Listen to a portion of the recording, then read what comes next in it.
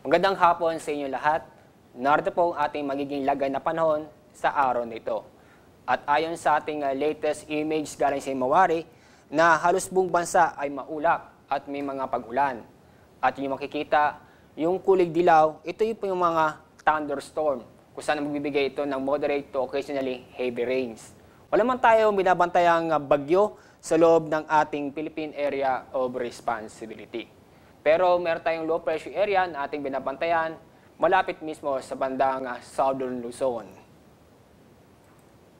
At isa pang image galing pa sa Himawari na talaga makikita nyo makakapa na ulap dito sa Southern Luzon at ganun din sa ilang bahagi ng Visayas. At sa araw nito, yung amihan pa rin ang nakaka-apekto dito sa extreme Northern Luzon tulad ng mga isla ng Batanes at Calayan. Tulad ng aking binanggit kanina, meron tayong low pressure area ang binabantayan malapit mismo sa Alfonso, Cavite. At magandang balita, itong low pressure area ay nanatili pa rin mababang tsansa itong maging bagyo. Pero magdadala pa rin ito ng maulap at may mapag-ulan dito sa ating bansa, lalo po sa Southern Luzon at ilang bahagi ng Visayas. Para sa araw nito, dahil sa low pressure area, ay asahan po natin itong Calabarzon ay magiging maulap na may mga moderate to occasionally heavy rains at thunderstorm. Kaya paalala po sa ating mga kababayan sa Calabarzon na patuloy tayo maging alerto at mag-ingat sa mga posibleng pagbaha at pag-uho ng lupa. At sa mga isla ng Batanes at Calayan, dahil po sa amihan, asahan pa rin natin na maulap na may mga mahinang pag-ulan. Samantala, iyong lalabing bahagi ng Luzon kasama ang Metro Manila at yung buong Visayas ay inaasahan po natin ng maulap na may mga moderate to occasionally heavy rains at thunderstorm. Sa Mindanao ay maganda po panahon at yung makikita ay bahagyang maulap hanggang sa maulap na kalangitan.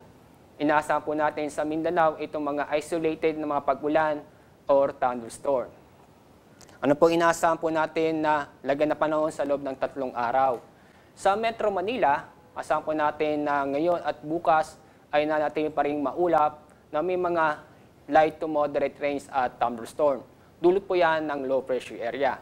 Pero pagdating ng Huwebes, ay bahagyang po gagandang panahon dito sa Metro Manila na kung saan magiging bahagya hanggang sa maulap na kalangitan na may mga isolated lamang nga pag-ulan.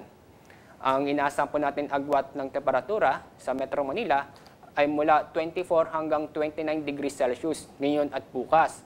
Pero pagdating sa Huwebes ay bahagyang iinit. Kaya po ang agwat ng temperatura po natin ay mula 24 hanggang 31 degrees Celsius. Sa Baguio City, asahan pa rin natin na manatili pa rin malamig na panahon. At ngayong araw, mag-ulap po tayo na may mga pag-ulan. At tuloy-tuloy po yan hanggang Huwebes. Kaya ang inaasahan po natin agwat ng temperatura sa Baguio, maglalaro mula 14 hanggang 23 degrees Celsius. Sa Visayas, tulad sa Cebu, ngayong araw po maulap at may mapag-ulan po tayo inaasahan. Pero bukas ay asahan po natin, ay ganun din sa Huwebes, ay maganda na ang ating panahon doon. At ang agwat ng temperatura sa Cebu ay maglalaro mula 25 hanggang 31 degrees Celsius. Sa Mindanao, ay yun napansin na maganda po ang ating panahon. Tulad po dito sa Davao, sa loob ng 3 araw ay manatili pa rin mainit at magandang panahon. At ang agwat ng temperatura sa Davao ay maglalaro mula 25 hanggang 33 degrees Celsius. Inaasahan po natin sa loob ng 3 araw, itong amihan ay lalakas. Ngayon po nasa extreme Northern Luzon. Itong amihan ay inaasahan po natin sa loob ng 3 araw ay lalakas at maapektuhan ang malaking bahagi ng Luzon kasama ang Metro Manila. Kaya asahan po natin na malamig na panahon dito sa Metro Manila. Wala naman tayong inaasahang bagyo na sa loob ng 3 araw sa loob ng ating Philippine Area of Responsibility. At itong low pressure area ang ating binabantayan na malapit sa Alfonso, Cavite ay magtatagal po ito ngayon at bukas. Mula sa Pag-asa Weather Forecasting Section, ako po si Alzar D. Aurelio.